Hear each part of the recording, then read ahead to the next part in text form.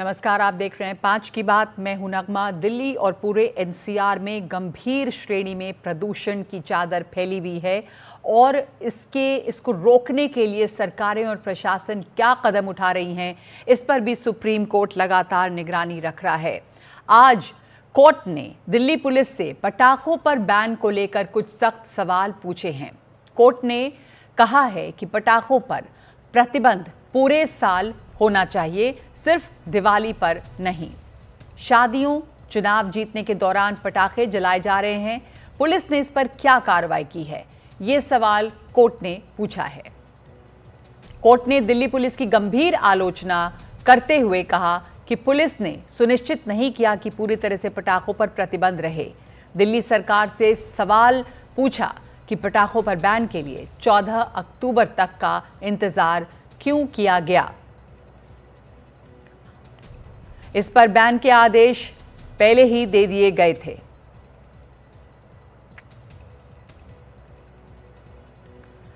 अब आपको दिखाते हैं कि आज कोर्ट ने क्या क्या कहा है। प्रदूषण पर सुप्रीम कोर्ट ने यह कहा है कि पटाखों की सेल बंद हो, ऑनलाइन सेल पर भी प्रतिबंध लगे। पटाखों पर बैन एक आई वॉश है, सिर्फ नजरों का धोखा है। क्या किसी को प्रदूषण फैलाने का मौलिक अधिकार है? ये भी कहा कि प्रतिबंध पूरे साल होना चाहिए, सिर्फ दिवाली पर नहीं, क्योंकि शादियों पे और चुनाव जीतने के दौरान पटाखे जलाए जा रहे हैं। तो पुलिस ने इस पर क्या कार्रवाई की है? कहा है कि सीपी हलफनामा दाखिल करें और 25 नवंबर तक ये हलफनामा दाखिल हो। सीपी जो हैं यानी कि पुलिस कमिश्नर, वो दिल्ली में पटाखा बैन पर स्पेशल सेल का गठन करें और सबसे सलाह करें स्टेक होल्डर्स से कि क्या इस पर पूरी तरह से प्रतिबंध नहीं लगा दिया जाना चाहिए। जो बेंच इस पर सुनवाई कर रही थी उसमें जस्टिस अभय ओका और जस्टिस ऑगस्टिन मसीह रहे और उनकी बेंच ने दिल्ली पुलिस को निर्देश दिए हैं कि सभी स्टेक होल्डर्स को सूचित किया जाए कि पटाखों पर पूरी तरह से बैन है और ये सुनिश्चित किया जाए कि पटाखों की बिक्री से लेकर मैन्युफैक्चरिंग तक पर रोक हो। बेंच ने कहा है कि प्रदूषण मुक्त वातावरण में रहना आर्टिकल 21 के तहत सभी नागरिकों का मौलिक अधिकार है, फंडामेंटल राइट। हमारा ये मानना है कि कोई भी धर्म ऐसी गतिविधियों को इजाजत नहीं देता जिससे प्रदूषण बढ़े और आपके स्वास्थ्य को नुकसान हो।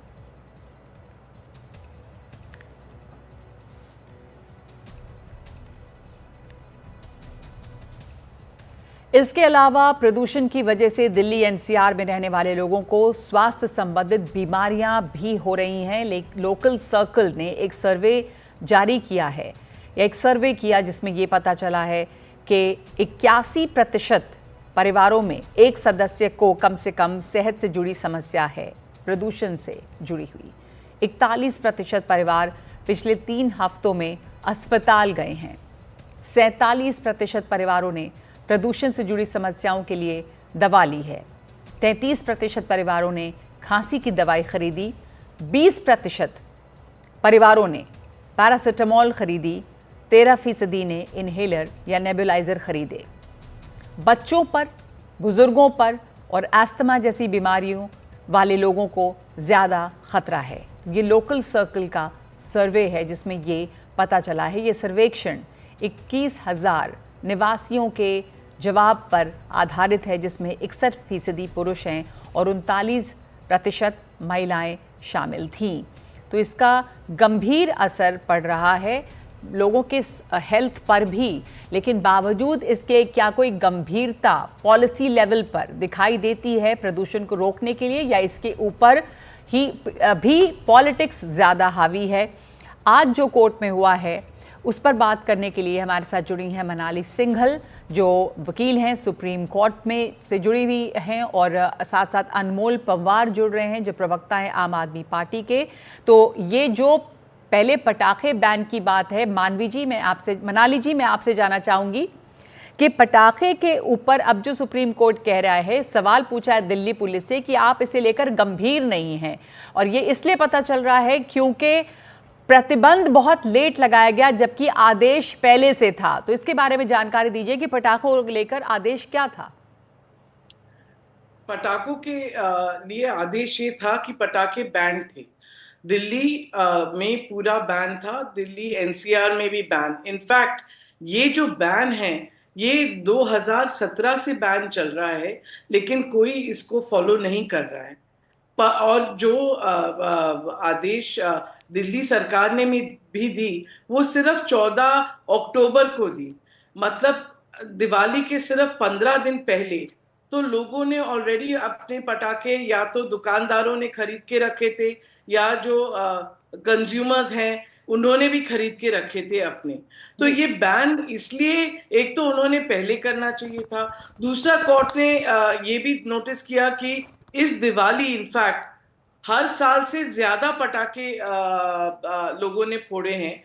तो पुलिस भी कहीं पे चूकी है इसमें, क्योंकि दिल्ली पुलिस ने एक्शन बिल्कुल नहीं लिया है। बहुत कम लोगों केसेस रजिस्टर किए हैं और लोग पटाखे बजाते गए। जी। इससे अपनी दिल्ली का एयर पोल्यूशन लेवल बहुत ही खराब हो गया था, वो तो सबको मालूम ही है। तो एक बात इसलिए मनाली जी, एक बात ये भी कि ये पटाखों पर प्रतिबंध की जो बात है, ये सवाल उठता है कि सिर्फ दिवाली पर ही क्यों, और कोर्ट ने भी कहा है कि शादियों के दौरान जब इलेक्शंस में लोग जीतते हैं नेता, तब इन सभी समय पे पटाखों पर प्रतिबंध होना चाहिए, बैन होना चाहिए। हाँ, कोर्ट ने इसलिए कहा है। देखिए, कोर्ट जितना कर सकती है कर रही है। इनफैक्ट कोर्ट बार बार ऑर्डर पास करती है, पर ना लोग फॉलो कर रहे हैं, ना एडमिनिस्ट्रेशन फॉलो कर रहा है, ना पॉलिटिकल विल है इस पे इन चीजों को कंट्रोल करने का। सब लोग, या तो कोई लोग अपने कमर्शियल मतलब से सोच रहे हैं, कोई पॉलिटिकल मतलब से सोच रहे हैं, इसको देख रहे हैं, और कोई इसको इस तरफ से नहीं देख रहे हैं कि इन चीजों के कारण दिल्ली में पिछले बहुत सालों से एक पब्लिक हेल्थ इमरजेंसी है। एक साल नहीं, मैं कह रही हूं इस साल नहीं, पिछले 8-9 सालों से बहुत सारी चीजें हैं जो कंट्रीब्यूट कर रही हैं, पर इस टाइम पे पटाखे करते हैं। और हमें साल में किसी भी, अगर आप देखेंगे दिल्ली में तो चुने गिने दिन होते हैं जब हमारे पास क्लीन एयर होता है। जी, नहीं जी। तो दिल्ली में हमेशा बुरा खराब एयर है हमारे पास। इसलिए हमारी लोग जिनको AQI हमेशा वेरी हाई। जी, मनाली जी, इसलिए मैं दूसरी तरफ से एक आर्ग्यूमेंट या सवाल आपसे इसलिए पूछना चाह रही हूँ कि बहुत सारे लोग इसको डिफाई करते हुए नजर आए इस बार, ये कहते हुए कि क्या सिर्फ पटाखों से ही प्रदूषण हो रहा है, और इसके ज्योग्राफिकल कारण हैं, इस समय मौसम अलग होता है, पराली जलती है, ये तमाम चीज़ें हैं, और साल भर भी बहुत प्रदूषण रहता है। जब गर्मी होती है ज़्यादा और हवा चलती है तो प्रदूषण जो है डिस्पर्स हो जाता है। लेकिन पटाखों पर दोष देना कितना जरूरी है, और इसी को सवाल करते हुए देखिए, अब ये जो आर्ग्यूमेंट लोगों का है, मेरे हिसाब से ये बहुत गलत आर्ग्यूमेंट। क्योंकि हाँ, पटाखे एक कंट्रीब्यूटर है, उसमें बहुत सारी अदर दूसरी चीजें भी हैं जो कंट्रीब्यूट करती है। इस समय ये जो स्टबल बर्निंग भी है, क्रॉप बर्निंग और फार्म फायर्स भी बहुत बड़े कंट्रीब्यूटर्स हैं। जी, पर जी। कोर्ट कोई सिर्फ एक मुद्दा नहीं ले रही है।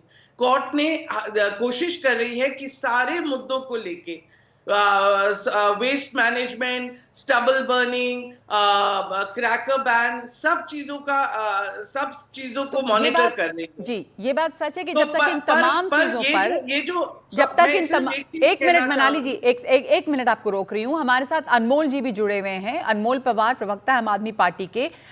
जैसा मनाली जी भी सवाल उठा रही है, और कोर्ट ने भी कहा कि ये विल सरकार की इच्छा शक्ति नहीं दिखती है अनमोल जी कि ये रोका जाए, क्योंकि प्रतिबंध के भी जो आदेश हैं वो देखिए कि 15 तारीख को आए, तो लोग पहले ही खरीद चुके हैं पटाखे, और पटाखे बनने जब बंद नहीं होंगे तो फिर इस आदेश को जारी करने का क्या फायदा हुआ? नगमा जी, पहले तो हमें इस समस्या को समझना चाहिए। देखिए, प्रदूषण केवल दिल्ली की समस्या नहीं है, प्रदूषण पूरे भारत की समस्या है।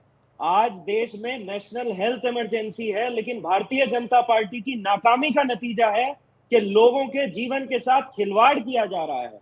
WHO की रिपोर्ट, वर्ल्ड हेल्थ ऑर्गेनाइजेशन की रिपोर्ट कहती है कि 83 मोस्ट पोल्यूटेड सिटीज, एशिया की 83 मोस्ट पोल्यूटेड सिटीज जो है वो भारत में है।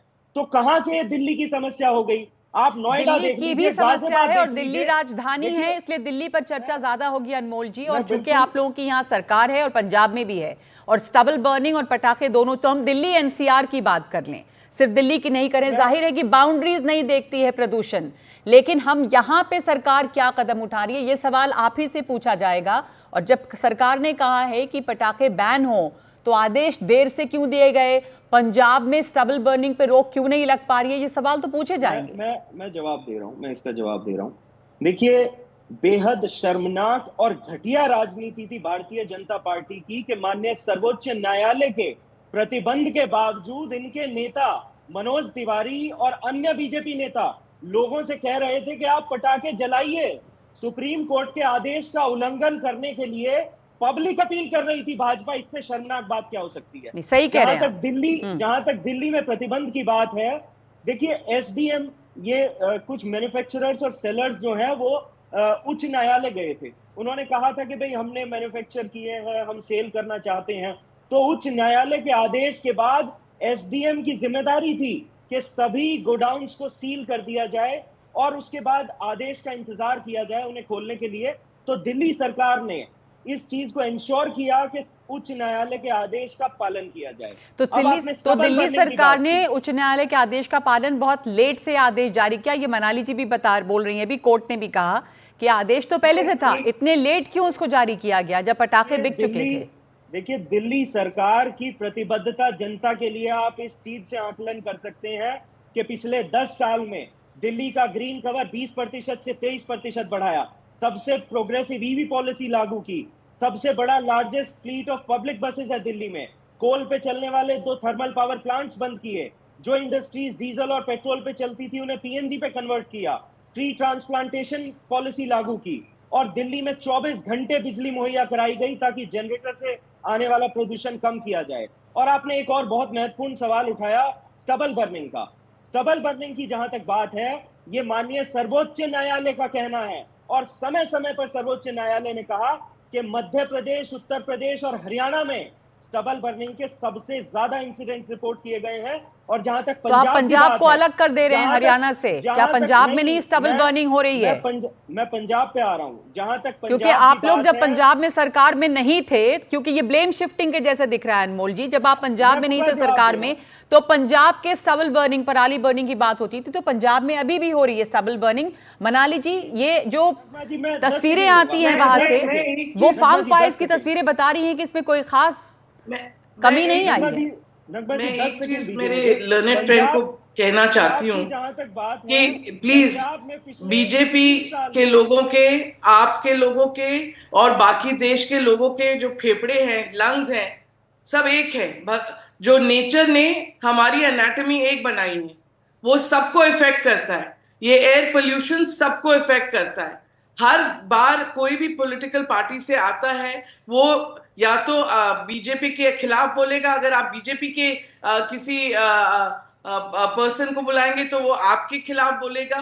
कोई इनमें कोऑर्डिनेशन नहीं है, ये समझना नहीं चाहते। इसमें एक्चुअली सबका नुकसान हो रहा है क्योंकि ये लोग साथ में मिलके इसको प्रॉब्लम को टैकल नहीं करना चाहते हैं। ये पराली जो इसको बोल रहे हैं, पराली है ही नहीं, स्टबल बर्निंग है। ये सब लोग जानते हैं। ब्यूरोक्रेसी का भी इसमें बहुत बड़ा फेलियर है। इसलिए कोर्ट ने ये भी कहा है आज कि कितने ऑफिसर्स हैं जिन्होंने एक्शन नहीं लिया है।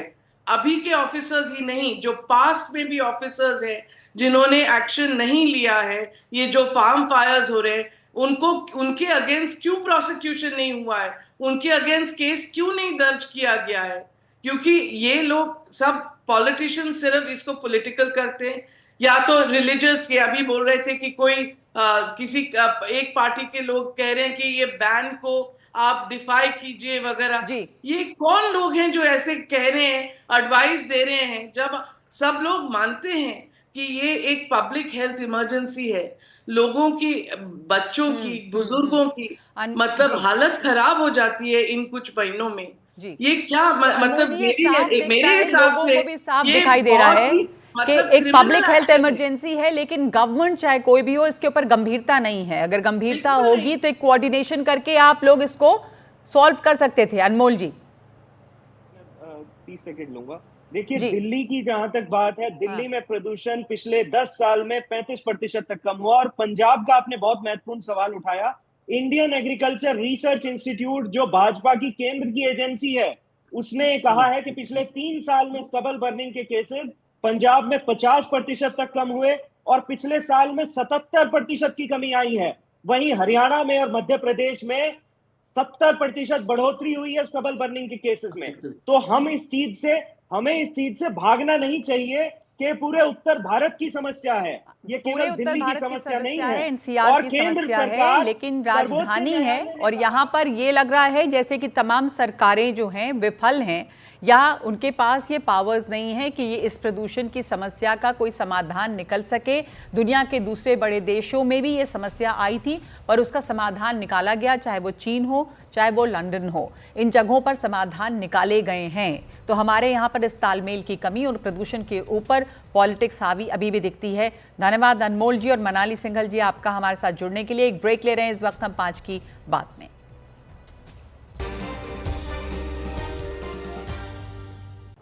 और अब बात एक गैंग की जिसके टॉप गैंगस्टर कौशल चौधरी की पत्नी लेडी डॉन मनीषा को गुरुग्राम पुलिस ने पटौदी से गिरफ्तार कर लिया है। यह है बम्बीहा गैंग। कौशल चौधरी गुरुग्राम की एक जेल में बंद है। फिलहाल मनीषा ही कौशल गैंग संभाल रही थी। कौशल चौधरी को गैंगस्टर लॉरेंस बिश्नोई का कट्टर विरोधी माना जाता है। कौशल चौधरी के खिलाफ हत्या, फिरौती, लूट और अपहरण के कई मामले पंजाब और गुरुग्राम में दर्ज हैं।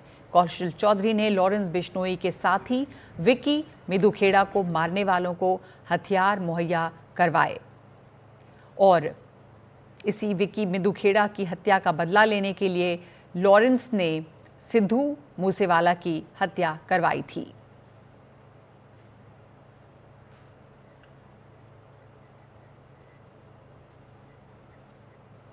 तो मेरे साथ जुड़ गए इस वक्त मेरे सहयोगी मुकेश सिंह सेंगर जो इस रिपोर्ट इस पर कर रहे हैं और तो तमाम जानकारी है मुकेश के पास। मुकेश, कौशल चौधरी की पत्नी मनीषा चौधरी की जो गिरफ्तारी हुई है, जो अरेस्ट हुई है, वो क्यों किया गया है अभी? जी देखिए, कौशल चौधरी को गुरुग्राम पुलिस ने 2021 में गिरफ्तार किया था। तब से वो लगातार जेल में बंद है और उसके जेल में जाते ही जो पूरा गैंग है वो उसकी पत्नी ऑपरेट कर रही है और लगातार कौशल चौधरी के नाम पर जो बड़े कारोबारी हैं उनसे रंगदारी मांगी जा रही है। अभी सितंबर के महीने में जो मनीषा है, जो कौशल की वाइफ है, उसने राजस्थान के नीमराना होटल के मालिक को थ्रेट किया था और उससे 2 करोड़ रुपए मांगे थे। जब उसने पैसे नहीं दिए तो उसके होटल में नीमराना में इन लोगों ने फायरिंग करवा दी थी। मनीषा पर रंगदारी के अटेम्प्ट टू मर्डर के कुल 6 मामले दर्ज हैं और गुरुग्राम पुलिस ने उसको पटौदी से गिरफ्तार किया है। गुरुग्राम पुलिस के मुताबिक जो मनीषा है वो अपने भाई सौरभ गड़ौली के साथ मिलकर कौशल चौधरी के गैंग को ऑपरेट कर रही थी और लगातार जो धमकियां हैं वो लोगों को दे रही थी, रंगदारी मांग रही थी। तो इस तरह से मनीषा का नाम लगातार सामने आ रहा था और अब जाकर उसको गिरफ्तार किया गया है। जो मनीषा का भाई है सौरभ गड़ौली, वो फिलहाल दुबई में है और वहां से वो ऑपरेट करता है और भाई बहन दोनों मिलकर कौशल गैंग चला रही थी। जी अच्छा, इसके अलावा आप मुकेश हमें बताएंगे कि क्या दुश्मनी है लॉरेंस बिश्नोई और कौशल चौधरी के बीच में और क्या इतिहास है इसका? देखिए, जो लॉरेंस बिश्नोई है और जो कौशल चौधरी है वो एक दूसरे के बहुत एंटी गैंग हैं। दरअसल जो कौशल चौधरी है वो देवेंद्र बम्बिया गैंग के लिए काम करता है। देवेंद्र बम्बिया लॉरेंस बिश्नोई का एकदम राइवल गैंग है और कौशल चौधरी लॉरेंस बिश्नोई को मारने की फिराक में है। वहीं लॉरेंस बिश्नोई जो गैंग है वो कौशल चौधरी को मारने की फिराक में है। दरअसल कौशल चौधरी पर आरोप है कि उसने 2021 में मोहाली में लॉरेंस के बेहद करीबी और उसके दोस्त जो है विक्की मिदुखेड़ा की हत्या करवाई थी। उसके बाद लॉरेंस कौशल को अपना दुश्मन मानता है और लगातार उसकी जान लेने की फिराक में है। लेकिन 2021 में ही पुलिस ने कौशल चौधरी को अरेस्ट कर लिया था और तब से वो जेल में है। तो लॉरेंस और जो कौशल का गैंग है वो एक दूसरे का राइवल है और यही दोनों में दुश्मनी है। तब से लगातार दोनों गैंग के लोग एक दूसरे के शूटरों को लगातार मार रही हैं। जी, तो रंगदारी का सिंडिकेट चला रही थी कौशल चौधरी की पत्नी। कौशल चौधरी जेल में है, उसके बाद से उसकी पत्नी जो है ये इस कारोबार को आगे बढ़ा रही थी। धन्यवाद आपका मुकेश हमारे साथ जुड़ने के लिए। लॉरेंस बिश्नोई गैंग और कौशल चौधरी का जो गैंग है वो एक दूसरे के खिलाफ है, एक दूसरे से दुश्मनी है और लगातार एक दूसरे के मेंबर्स पर ये हमले करते रहे हैं। तो इस वक्त 5 की बात में एक ब्रेक ले रहे हैं।